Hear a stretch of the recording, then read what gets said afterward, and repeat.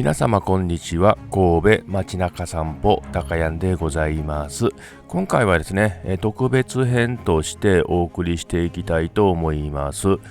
先日ですね、起こりました沖縄でのね、小型船の転覆事故で女子高生のね、女の子とあとその船のね船長が亡くなったということのね続報でこちらねお送りしていきたいと思います。まずね船長と女子高生の、ね、女の子のご冥福をお祈りしたいと思います。でね、まずこの事故が起こったのが沖縄のね辺野古の埋め立て基地のね沖合ということで、そのね場所がどこなのかということをまず見ていきたいと思います。まずこちらがね沖縄のね全体の地図ですね。で、そのね沖縄というとね一番有名なのが空港のある那覇ですよね。この赤い、丸い印のあるところですね。で次に辺野古がどこなのかというと、こちらからね東の方に進んだこちら、黄色いね丸印のあるところですね。でこの辺野古がですね小型の小さなね船で行けるような気軽なところかということなんですけれども、こちらね地図を拡大していってみると分かるように太平洋にね面してるんですね。で沖縄という島がね太平洋にポツンと浮かんだ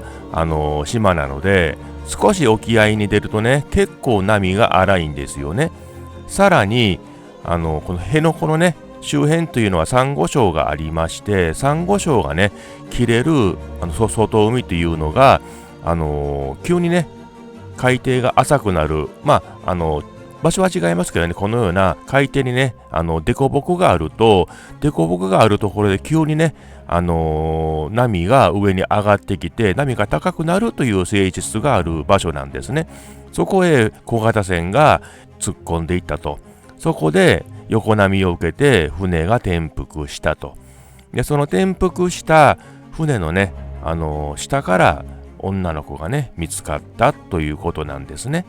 それではね女の子がなぜ船の下から脱出できなかったのかということなんですけれども、こちらね急に船がひっくり返って頭の上にね船が乗っかってくると周り真っ暗ですよね。それと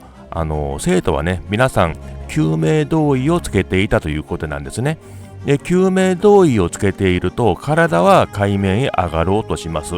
でね船が上に乗っかっているので脱出しようとすると海の中へ潜らないといけないんですね。でも救命胴衣が邪魔で海の中へ潜れないと。で周りが真っ暗で多分女の子はね完全なパニック状態に陥ったと思います。でねパニック状態の中右も左も上も下も分からずにそのままね溺れてしまったということなんだと思いますね。それではなぜね、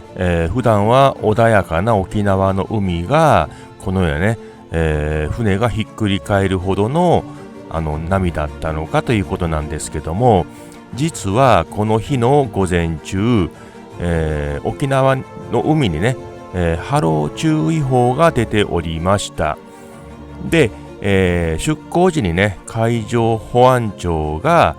波がね高いから出港しない方がいいよという警告をしたそうでございます。ただそのね警告を無視するような形でこのね、2隻の小型船は出港をしていったということなんですね。で小型船がね波浪注意報が出るようなね波の中どのようになるかというと、この映像のような感じ、こちらもね場所は違うんですけれども、もうまるでね木の葉が風のね合間の中を揺られるような、前後左右にね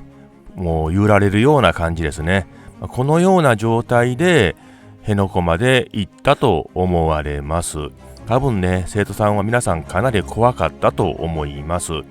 でね私自身も親戚がね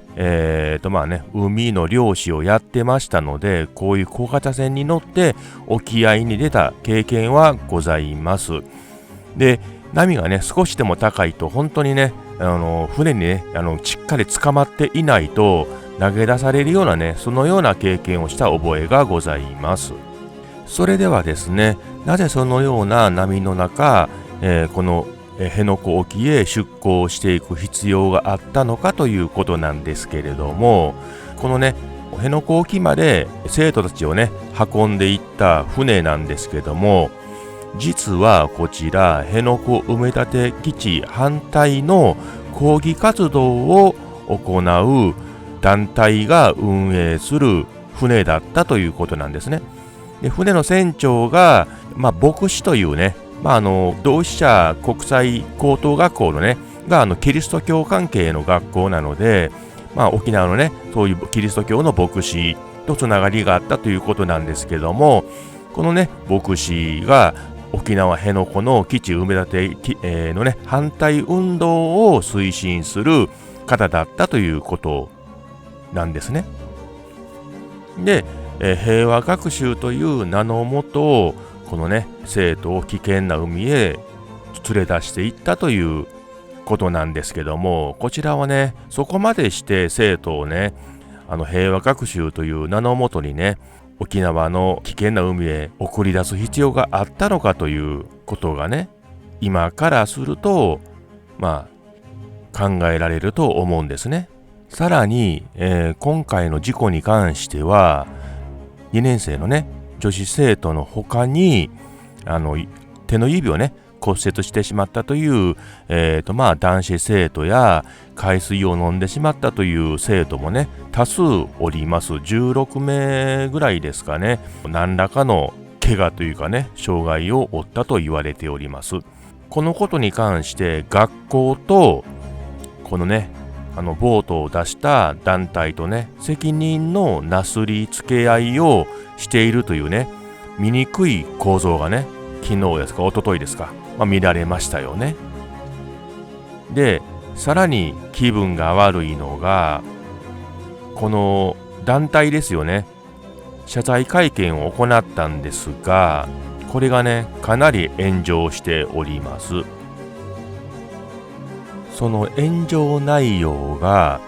記者会見を行った、団体のね一番右側に座っている記者席から見てですね、団体側からしたら一番左側ですねの席の白髪の老人の、男性が、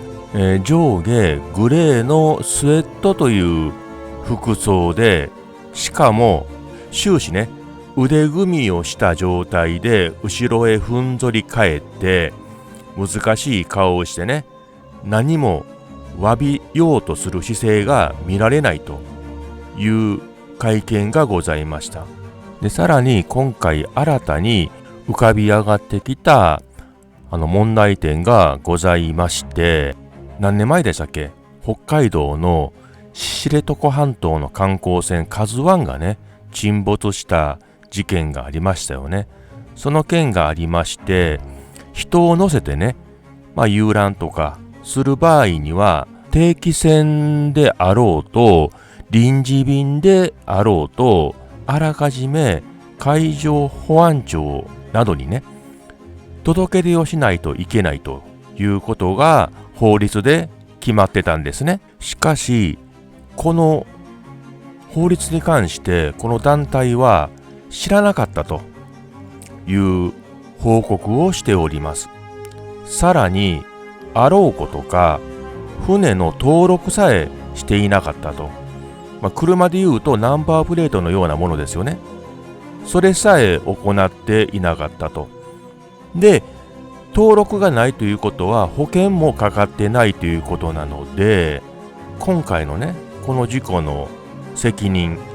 はどのように果たしていくのかというのが今後争点になっていきそうですね。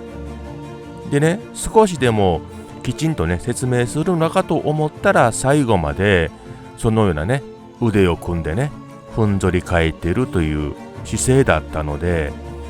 視聴者からかなりねクレームが上がっていたようです。ただね記者からはそんなねクレームは出てなかったようですけどもね、で一番最後、一同でね謝罪の、頭を下げるという場面があったんですが、その男性に関してはなんか少し頭を傾けたかなという程度で、こちらから見てね、しっかり頭を下げるという行為は全くなかったと言われております。もうこれはね、俺は悪くないんだと、学校が悪いんだというふうな態度、もしくは国がね、辺野古の工事をするから悪いんだと言っているようにも見受けられましたね。もうこれは大問題ですよね。あと少しね、これは今回の事件とは別になるんですが、この同志社国際高等学校に関してもね、あまり良い噂は聞きません。噂によるとね、こちら同志社国際高等学校は日本共産党と深いつながりがあると言われております。で、日本共産党とつながりがあるので、沖縄のね、この辺野古の抗議団体とのつながりもあり、生徒をね、平和学習という名のもと連れ出したということにつながってくるのかなと思い、このね、まだ何も知らない若者をね、危険な海へ連れ出して必要かどうかわからないことをね、させるというのも大問題じゃないかと。で、この船に乗せるというね、行為も今年初めてだったそうです。で、今までは辺野古の、岸側からね、その工事がどういうものかというものを見せていたと、10年ぐらいね、見せていたということなんですね。で、この沖縄という土地柄がね、やはり第二次世界大戦の戦争の爪痕というものが観光のね、要素ということになってきているとは思うんですけど、私も以前ね、何年前でしたっけ、3、40年前ですかね、沖縄旅行、会社のね、慰安旅行で行った際に、やはり、ひめゆりのね、洞窟であるとか、人々がね、亡くなった慰霊碑などにね、散々連れ回されました。で、そういう件があったので、私はね、沖縄はどちらかというと嫌いです。今はね、海とかホテルとかね、あるので